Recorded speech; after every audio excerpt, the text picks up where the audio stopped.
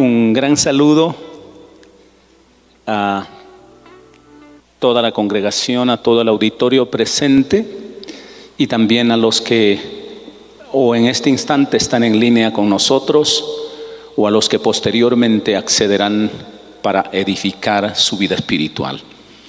Así que con este saludo de bendición quiero hablar un poco acerca de un relato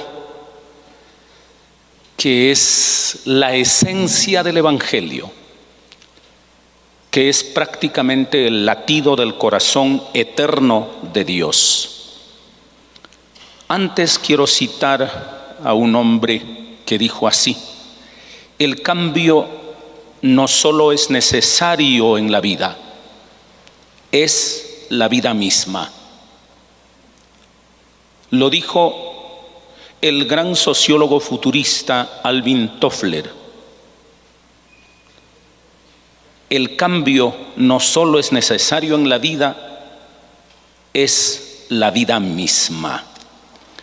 Leamos un texto de la Biblia, un relato excelso que seguramente a todos nosotros nos es supremamente familiar. Se acercaban a Jesús todos los publicanos y pecadores para oírle, y los fariseos y los escribas murmuraban diciendo: este, se refieren a Jesús, a pecadores recibe y con ellos come. Entonces Jesús les refirió esta parábola. Un hombre tenía 2 hijos, y el menor de ellos dijo a su padre: Padre, dame la parte de los bienes que me corresponde, y les repartió los bienes. No muchos días después, juntándolo todo, el hijo menor se fue lejos a una provincia apartada, y allí desperdició sus bienes viviendo perdidamente.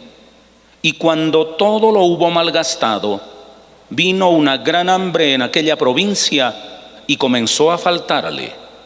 Y fue y se arrimó a uno de los ciudadanos de aquella tierra, el cual le envió a su hacienda para que apacentase cerdos.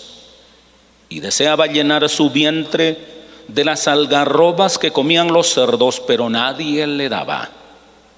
Y volviendo en sí dijo: ¿cuántos jornaleros en casa de mi padre tienen abundancia de pan, y yo aquí perezco de hambre? Me levantaré e iré a mi padre y le diré: Padre, he pecado contra el cielo y contra ti. Ya no soy digno de ser llamado tu hijo. Hazme como a uno de tus jornaleros. Y levantándose vino a su padre. Y cuando aún estaba lejos, lo vio su padre, y movido a misericordia, corrió, se echó sobre su cuello y le besó. Y el hijo le dijo: Padre, he pecado contra el cielo y contra ti, y ya no soy digno de ser llamado tu hijo. Pero el padre dijo a sus siervos: saquen el mejor vestido y vístanlo. Pongan un anillo en su mano y calzado en sus pies. Y traigan el becerro gordo y mátenlo, y comamos y hagamos fiesta, porque este mi hijo se había perdido y es hallado. Estaba muerto y ha revivido. Y comenzaron a regocijarse. Así se goza Dios con todo pecador que se arrepiente. Padre eterno, jamás entenderemos la dimensión de tu amor eterno, jamás. Leemos desde nuestras limitaciones, desde nuestras expectativas, desde nuestros ideales mejor elaborados, mejor reflexionados, y haciendo un paralelo directo con nuestras expectativas, de buena intención, claro está, pero te limitamos en tu amor, en tu misericordia, en tu gracia eterna, inagotable, excesiva, ante nuestra lectura. Permite que hoy, al meditar en tu santa palabra, atesoremos, así sea, Señor, las dosis básicas de esta verdad eterna, de tu gran amor, de tu gran compasión, de tu gran misericordia, de tu gracia desplegada de una manera que no hemos agotado ni siquiera lo revelado, y mucho menos lo que está en la eternidad. Permítenos vislumbrar de alguna manera toda esta verdad. Amén y amén. Los que están de pie, tomen asiento y leamos un poco, ahora meditando, el relato. Esta parábola es la historia de la humanidad en su expresión individual como sujeto particular, pero también en su expresión total, la humanidad universal. Es la historia de cada sujeto humano, pero es la historia de toda la humanidad, desde Adán hasta el último mortal que existirá en la historia. Y el flujo del relato, de una manera excelsa, ilumina precisamente esa odisea del individuo durante su existencia y de la humanidad durante su historia. En Adán todos pedimos lo que nos corresponde y actuamos como el hijo pródigo. En Cristo todos nos volvemos al Padre como hizo el hijo pródigo. En este relato están presentes tres sujetos, y previo a ello la trilogía de Lucas nos presenta tres parábolas. Una trilogía excelsa: la oveja perdida, el dracma perdido, el hijo perdido. Todos perdidos, todos amados o por el dueño o por el padre, y todos buscados y esperados, encontrados luego y finalmente festejados, haciendo tránsito con cada una de las parábolas, que así es como Dios se alegra con cada individuo que retorna, y mucho más cuando toda la humanidad retorna. Es equívoco individualizar el relato y creer que Dios se alegra únicamente con el retorno de un individuo. No, el relato lee a todos, al individuo y a la colectividad. Dios está esperando que el individuo vuelva, pero que la humanidad entera vuelva también. Los que con Adán pidieron y despilfarraron, que en Cristo vuelva la humanidad entera, porque de tal manera amó Dios al mundo. Así que, partiendo de estos tres o estas tres parábolas, también en la parábola particular que nosotros vamos a ver, donde están mezcladas las acciones de tres sujetos: el padre, el hijo mayor y el hijo menor. Interactúan dentro del relato, imbrican toda la historia, todo el proceso, toda la odisea humana. Sería bueno que usted vuelva y lo lea con sensibilidad, no solo la lectura literal, sino de manera estética, la belleza del relato. Para aquellos que tienen sensibilidad artística, sensibilidad estética, léalo para que vea cuánta sensibilidad despierta. Pero aparte de eso, léalo con la sensibilidad espiritual de la gracia desbordante del Padre, en este caso del Padre eterno reflejado en el Padre del relato. Pero además está el hijo mayor, alguien que cree que por deber hay que cumplir la norma y jamás fallar. Y después que he cumplido la norma y jamás he fallado, lo único que necesito es que me premien, y si no me premian me lleno de furia, y ahora sí, a cargar contra aquel que ha fallado, y ojalá no comulgar ni acercarme a él y rechazarlo de manera definitiva. Es allí donde se presenta el hijo menor que pidió todo lo que le correspondía, que luego emigró para fracasar, que luego reflexionó no para suicidarse, sino para retornar, y retornó estando muerto para vivir. De eso trata este maravilloso relato. Si entendemos esto, si leemos desde ese mapa, habrá mucho por reflexionar como persona, y no solo atribuírselo. Este es el retrato del pecador que necesita cambiar. Este es el retrato de mi amigo, de mi tío, de mi primo, de mi vecino, que necesitan cambiar, pero no es el mío.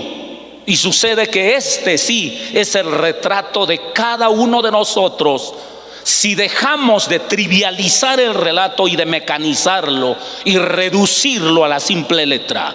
He aquí algunas preguntas. ¿Qué le pide usted a Dios? Ojo, usted ya no es un impío, según la lectura superficial. No, usted es creyente. ¿Acaso no le pide a Dios como el hijo pródigo? La pregunta es, ¿qué le pide a Dios?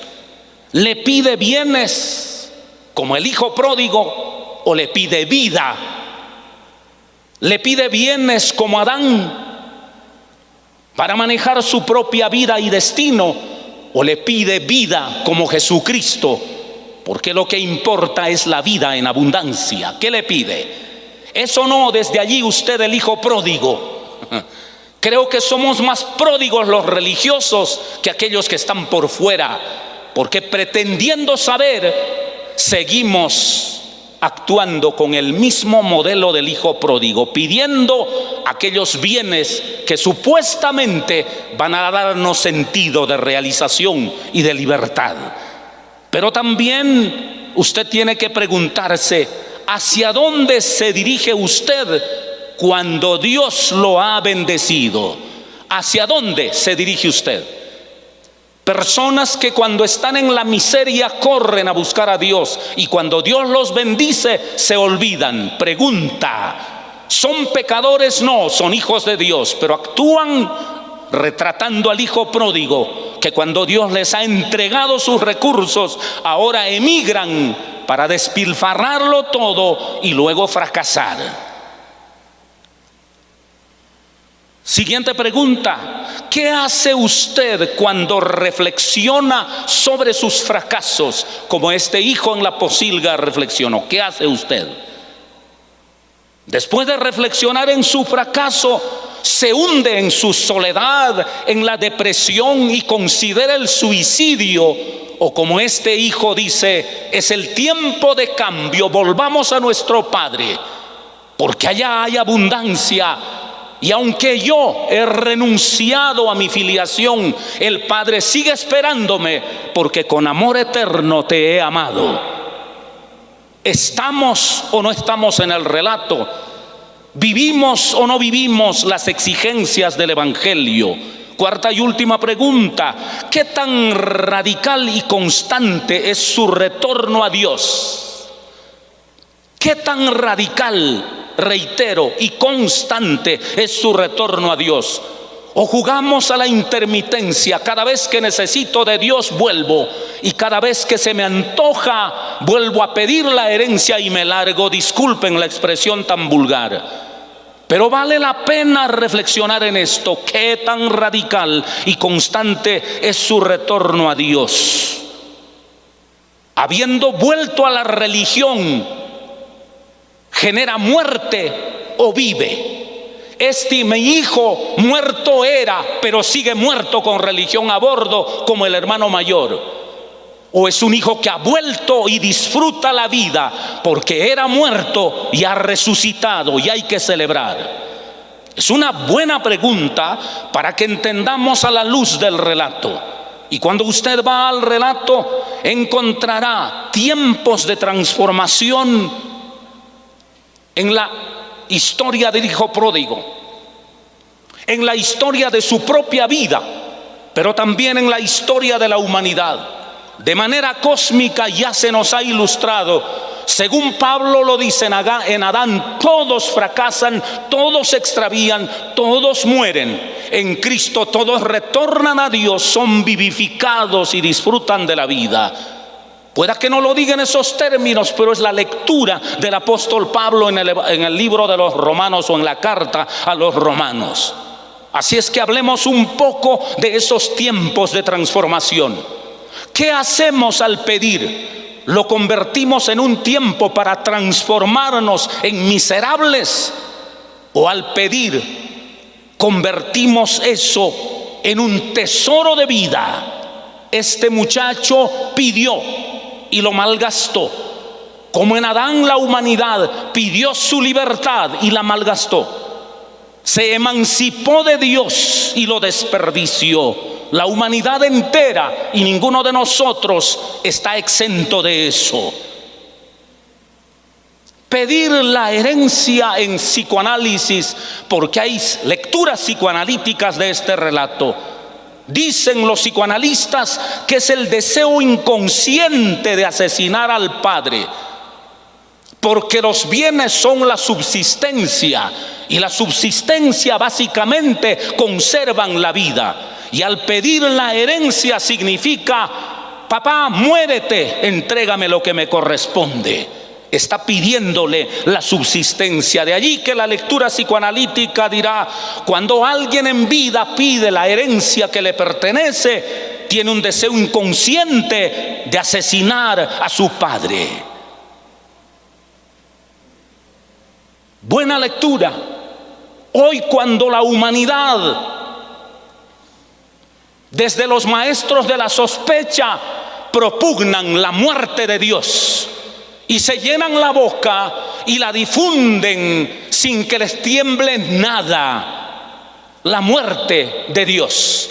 Un hombre emancipado. Desde la ilustración, la humanidad emancipada de Dios, ahora sí para ser grande, ahora sí para dignificarse, ahora sí para ser ella misma y poseer autonomía. Seguro que posee autonomía, o se ha esclavizado en su propio libertinaje, pretendiendo ser libre, se ha vuelto más esclavo de la desgracia. Lectura psicoanalítica dirá también: al pedir la herencia en vida de los padres, es la incapacidad inconsciente para conservar los bienes que se nos ha entregado. Capacidad inconsciente. No tiene la experiencia, no tiene la sabiduría, no tiene el talante para manejar todos esos recursos. Así que es el deseo inconsciente de conservar, el deseo inconsciente, la incapacidad más bien, incapacidad inconsciente para conservar los bienes. ¿Qué hay en la vida? ¿Solamente hay bienes o hay vida? No hay más. Bienes tangibles, intangibles, bienes muebles o inmuebles, pequeño, grande o gigante, solo hay bienes.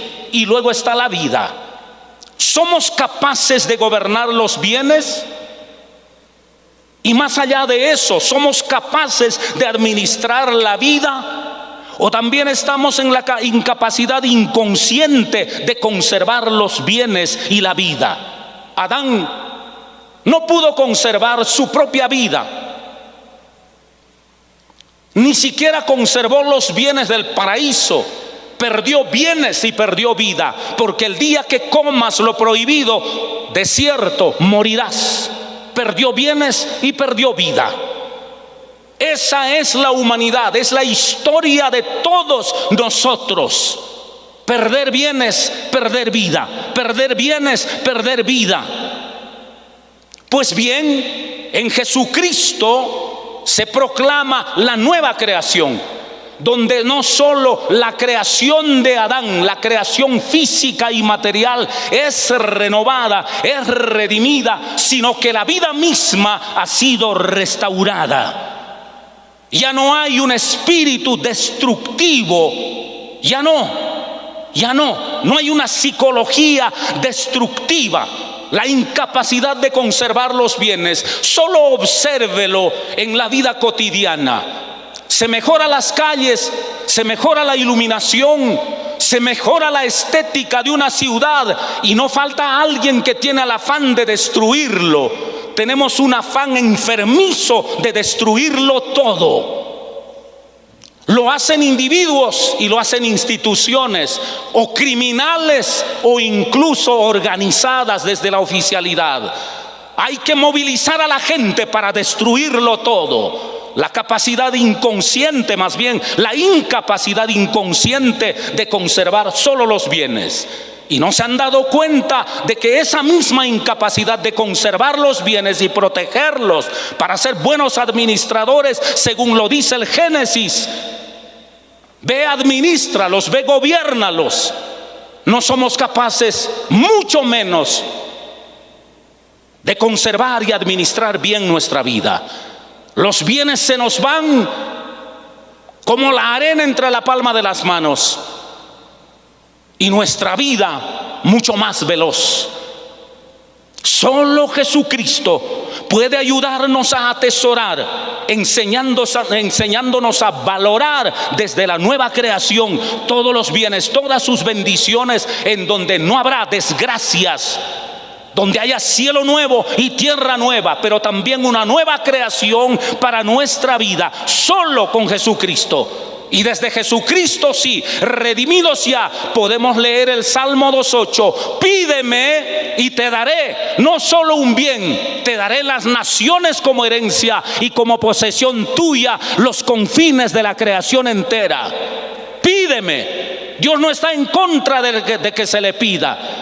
Pero cuando se confunde bienes con vida, y cuando se confunde atesorar con despilfarrar, hay un equívoco, y es allí donde hay que trabajar.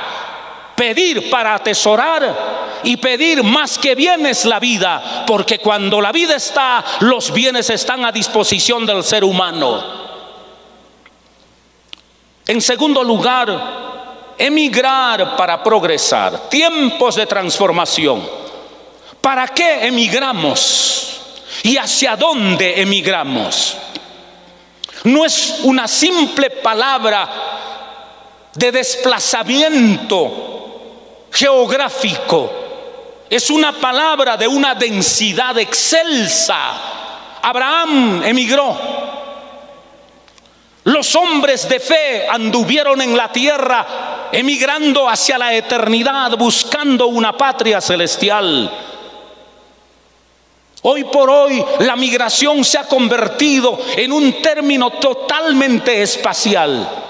Cuando una persona perseguida en un país migra a otra, cuando alguien por deseo de progresar migra a otra, o porque no lo dejan aquí delinquir, migran a otra parte para seguir siendo tan criminales y tan delincuentes. Y la delincuencia internacional está alimentada por migrantes, porque creen que están escondidos de su país y de la dependencia de la ley, y ahora sí pueden migrar para destruir, para hacer toda la desgracia que quieran. Y volviendo al relato bíblico, en Adán migramos desde el espacio divino al espacio de la libertad, y pretendiendo ser libres, al espacio de la esclavitud, del mal, de la muerte y de la miseria. Este hijo emigró de la casa paterna. No emigró para progresar, no, emigró para desmejorar, para fracasar, para hundirse. ¡Qué desgracia salir de mi país para hacer eso! ¡Qué desgracia abandonar un entorno vivible para ir a despilfarrarlo, no solo los bienes, sino la vida misma y el proyecto de vida que debe llevarnos en ascenso? Y eso fue lo que el hijo hizo. He aquí una radiografía del fracaso. Ojo con esto: la riqueza material es pasajera, no es eterna, señores. Consiga los mejores carros, las mejores viviendas, las mejores fincas, haga lo que haga en esta vida, toda riqueza material es pasajera. No solo en el tiempo y en el flujo de la historia, sino mirada desde la lectura eterna. Todo lo temporal es pasajero, es vano, es ilusorio. No hemos entendido eso quienes manipulamos a Dios pidiéndole que solo nos dé los bienes materiales. No estoy en contra de que se pida, no, ya lo acabé de decir, hay que pedir con fe. Pero, ojo con eso, la ilusión de la riqueza material debe quedar clara en nosotros, solo es pasajera. Radiografía del fracaso. La amistad es incierta y volátil. Cuando el hijo pródigo tiene plata, hay bebedores, jugadores, amistades y prostitutas por toneladas. Es lo que el relato dice, no me estoy inventando nada. La amistad es incierta, es volátil, es utilitaria, es oportunista y funcional. Cuidado con eso. A veces ciframos toda nuestra vida fundamentándolas en la amistad, en las relaciones, como si eso fuese eterno. La única relación eterna es la amistad con Dios. Él jamás va a fallar. Jamás.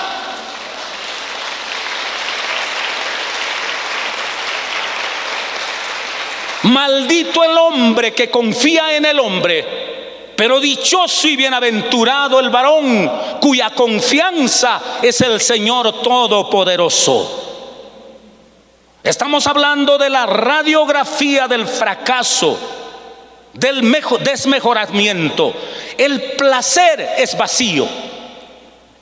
No importa qué tipo de placer sea, además de ser tan fugaz, deja un vacío.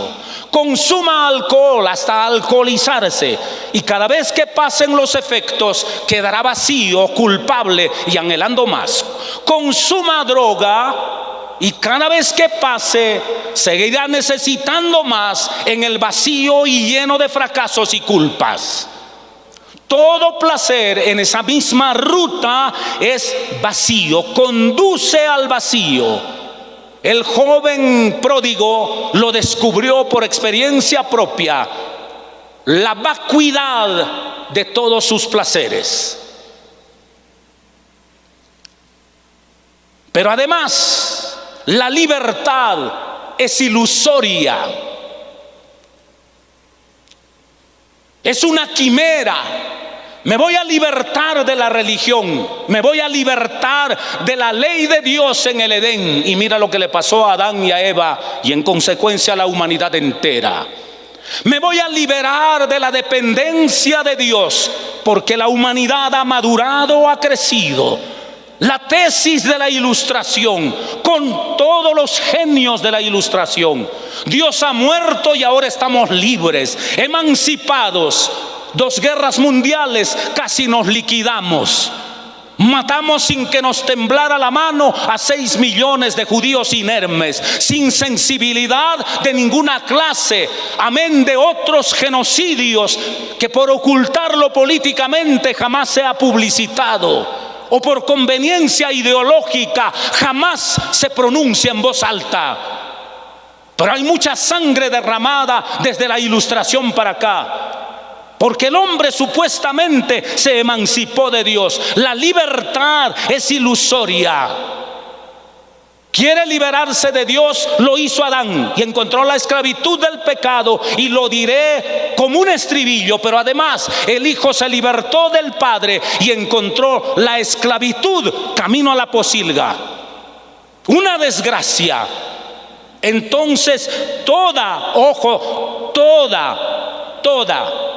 senda del fracaso está representado en lo que acabamos de decir. Libres de la ley paterna, el hombre siempre caerá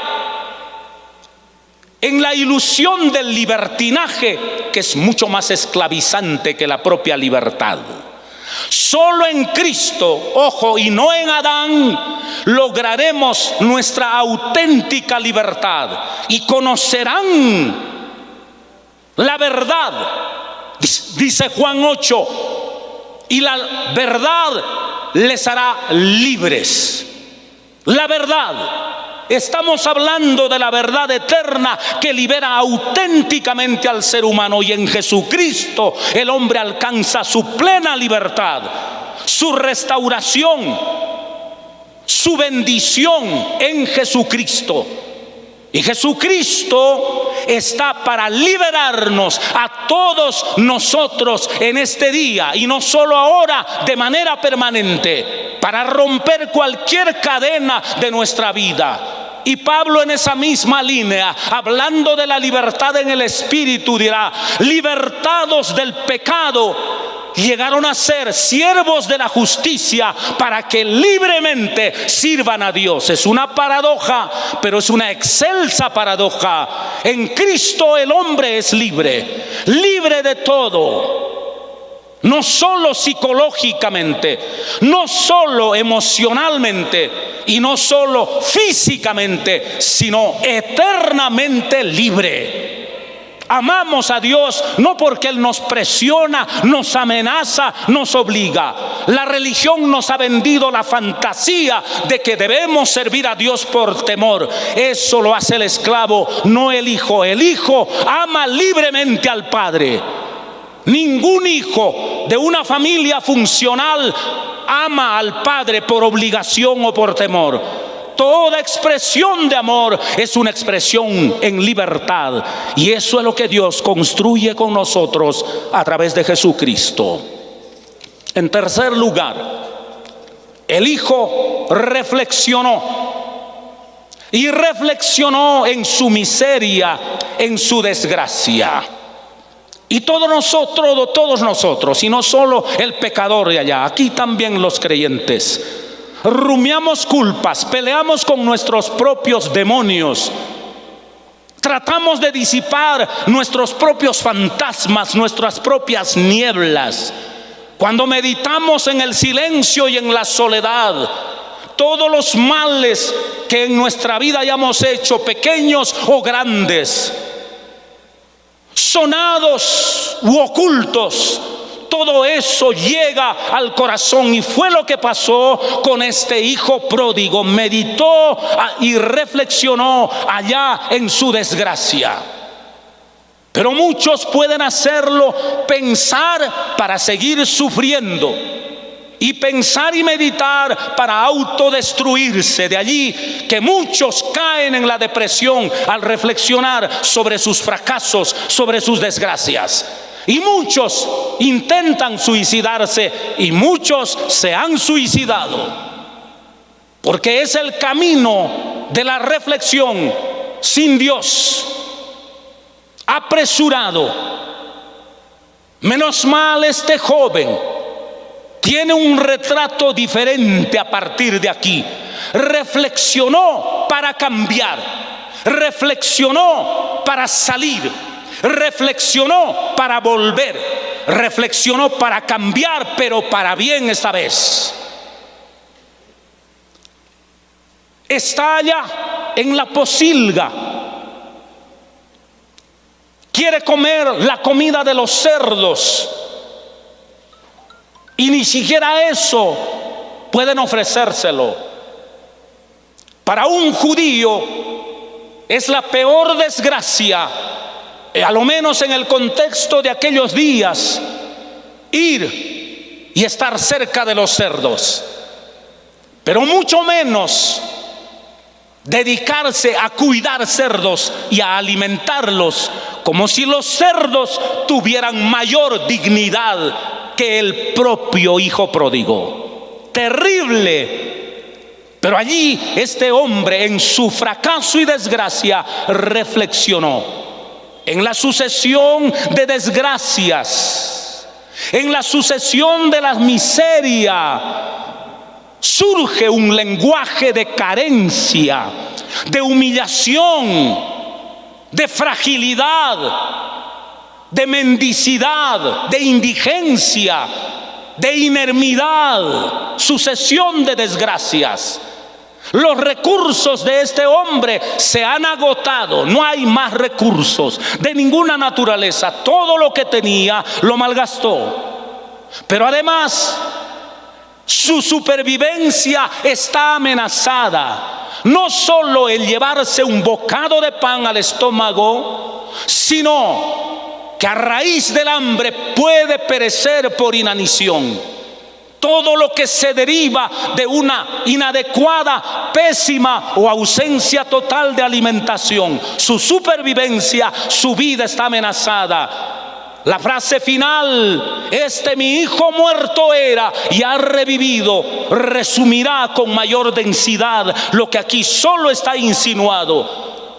La existencia del hijo está en la amenaza, pero además en su miseria cae en una ocupación maldita, en una ocupación que para la mentalidad judía jamás podría sucederle, jamás. Eso no estaba en el radar, en el mapa de este hombre, pero fue a parar cuidando cerdos.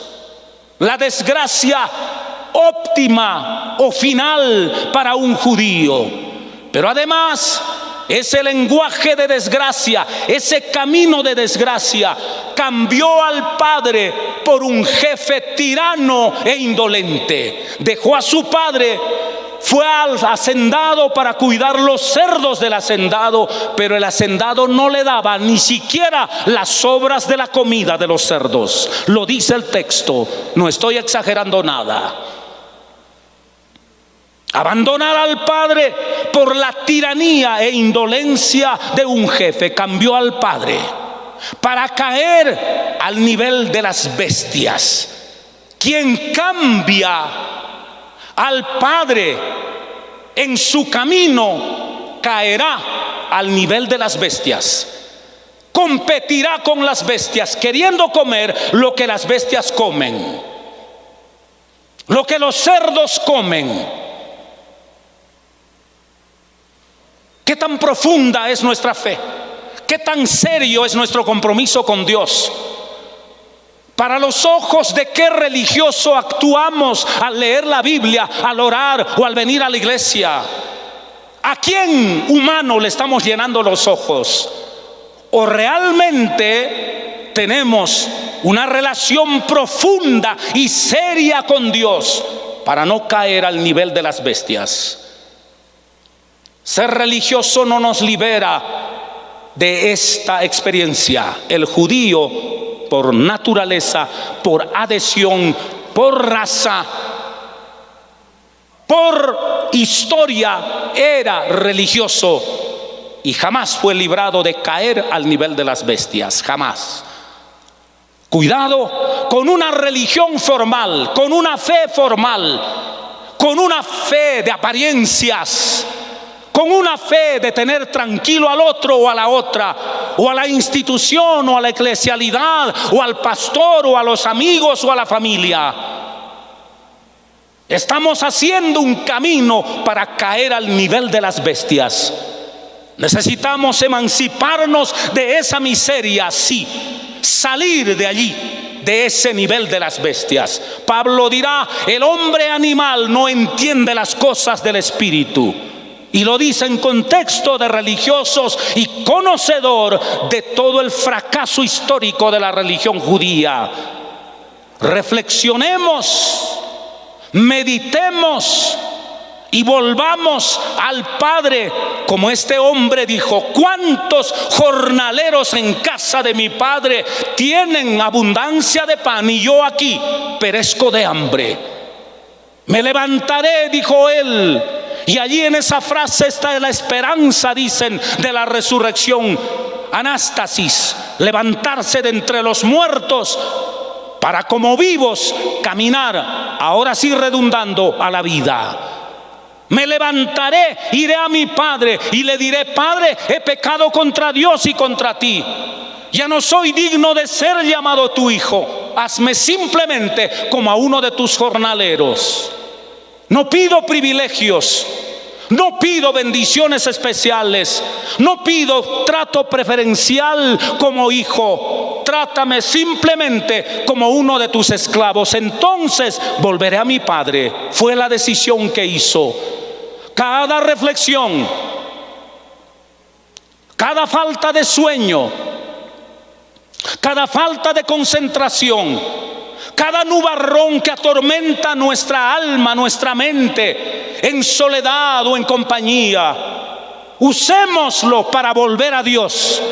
Me levantaré y volveré a mi Padre.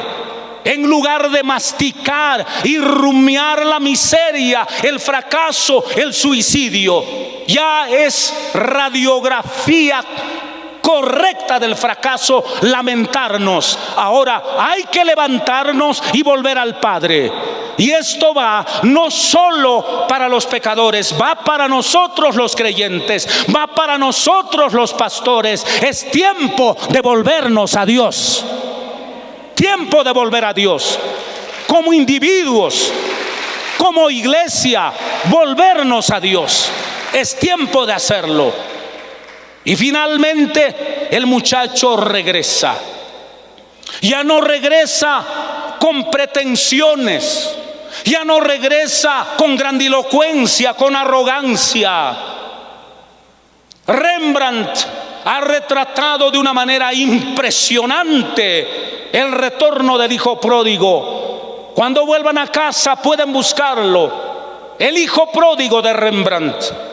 Allí está, con una ropa desvencijada, con un biotipo deteriorado, con calzados llenos de hueco, cual si fuese un objeto arrodillado a los pies del Padre, lleno de miseria. Es una vida en desgracia. Es la estampa de la miseria. Y aquí usted verá que este hijo regresa. Y regresa porque va a avanzar desde la muerte hasta la vida. No era un suicidio activo, pero era un suicidio pasivo cuando se apartó del Padre e iba camino a la muerte. Lo único que faltaba era la consumación física de la muerte, pero se levantó de allí y volvió a la vida. Y he aquí los pasos de la transformación. Él mismo reflexiona y cuando vuelve al Padre lo expresa. Confesar la culpa. Cualquier culpa que haya en nuestra vida, tenemos que confesárselo a Dios. No al hombre, no al pastor, no al amigo, no a la amiga. Porque todo el mundo es esclavo de lo que habla. Jamás confiese sus culpas y pecados al ser humano. Hoy se maneja la terapia en extrapolación de la psicología. A ver, cuéntame todos tus problemas. Que al psicólogo se lo comentemos. El psicólogo está muy bien preparado profesionalmente para manejar la confidencialidad. Pero cuénteselo a un consejero con una Biblia bajo el brazo y al día siguiente su confidencialidad quedará publicada. O cuando se pelee con usted, aumentará la crónica y le causará escándalos. Por eso, todo aquel que confiesa sus culpas debe hacérselo ante Dios. A nadie llamen Padre vuestro, dijo Jesús, porque uno solo es su Padre. Y este hombre hizo bien en confesar su culpa a su Padre. Vayamos al trono de Dios y confesemos nuestras culpas, pequeñas, medianas o grandes, a Él y solo a Él. Y aquel que escucha en privado recompensará en público. Si no estamos entendiendo, vamos a pagar las consecuencias. Pero si leemos adecuadamente el texto, el camino de la transformación pasa por confesar la culpa. He pecado contra Dios y contra ti. El pecado siempre es espiritual contra Dios y social contra el ser humano, especialmente los más inmediatos. Hay que confesarlo. Segundo, abandonar la miseria. vivía en una pocilga envidiando las sobras de la comida de los cerdos. No vayan sino por allí a Google y averigüen qué comían los cerdos en los días del hijo pródigo y descubrirán que uno no tiene por qué envidiar a los cerdos. Hay que tener compasión de ellos, de lo que comen. Pero este hombre quería comer la sobra de eso y ni siquiera eso le daban. Así es que hay que abandonar la miseria. Ojo, el padre no lo obligó a dejar la miseria, fue el hijo el que decidió dejar la miseria. Dios no lo va a obligar desde las orejas a dejar la miseria en que usted está. Él espera que usted levante su cabeza con el corazón que ha meditado, dé el paso adecuado y deje la miseria, deje la pocilga, deje de vivir como las bestias, deje de envidiar lo que las bestias consumen y decida volver a Dios abandonando la miseria. Pero además hay aquí el camino de la transformación. Hay que retornar. Antes, como Adán, me fui del paraíso, volver es al paraíso, a la presencia de Dios. Antes abandoné a mi padre para ir a vivir entre los cerdos. Ahora me vuelvo a mi padre. He dejado la fe, es tiempo de volver. He dejado mi ministerio, es tiempo de volver. He dejado mis dones, es tiempo de volver. He dejado a Dios de una manera radical, es tiempo de volver. Y nunca diga, he cometido muchos pecados por los que Dios ya no me va a recibir. No, hasta Proverbios y en el Antiguo Testamento, en contexto de retribución, dirá: 6 veces cae el justo y 7 veces el Señor vuelve a levantarlo. Es tiempo de volver a Dios. Es tiempo de retornar a Él. Hay que volver a Él. Retorne al Padre. Me levantaré e iré. Me levantaré e iré. Hay que avanzar hacia la vida. No disculpe jamás su ambición. El hijo dirá: ya no me llames hijo, padre. Llámame un esclavo si quieres. No puedo exigirte nada a ti. Vengo lleno de miseria, solo quiero que me aceptes como un servidor tuyo, sin evadir la responsabilidad. Ah, papá, quiero que me des porque sigue siendo mi papá. No, dame un trato de siervo y te serviré. Voy a volver como servidor tuyo. Qué lindo, qué bello esto. Voy a volver como servidor tuyo, pero además sin postergar el cambio. Jamás postergue el cambio. Y el cambio, quiero repetir lo que ya en el pasado dije. Nosotros reducimos a la primera experiencia del cristiano: el que necesita el cambio es el impío. Yo no. No, el cambio es permanente. Es transformación constante. Es ir de gloria en gloria, o como dice Proverbios, la senda de los justos es como la luz de la aurora que va en aumento hasta que el día es perfecto. Es una continua transformación, es un continuo cambio.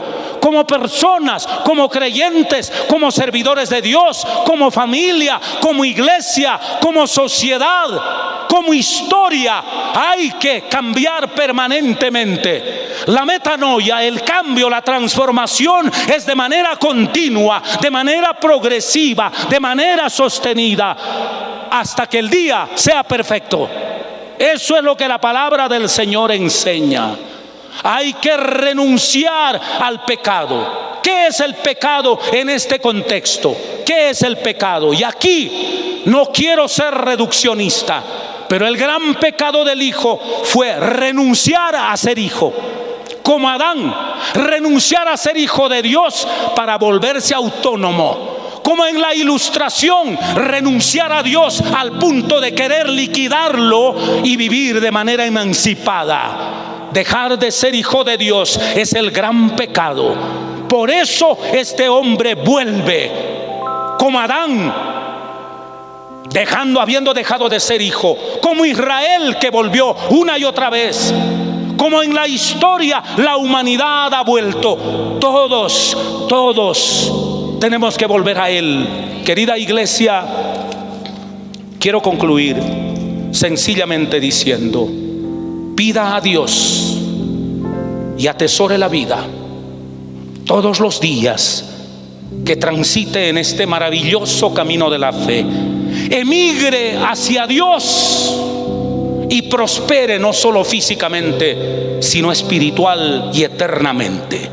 Reflexione con Jesucristo para nunca degustar el camino de la muerte o del suicidio. Más bien cambie su historia como el hijo pródigo lo cambió, y como debemos cambiarlo en Jesucristo. Regrese a Dios y disfrute la vida abundante. Padre eterno, quiero bendecir a tu iglesia. Quiero bendecir a todos los oyentes.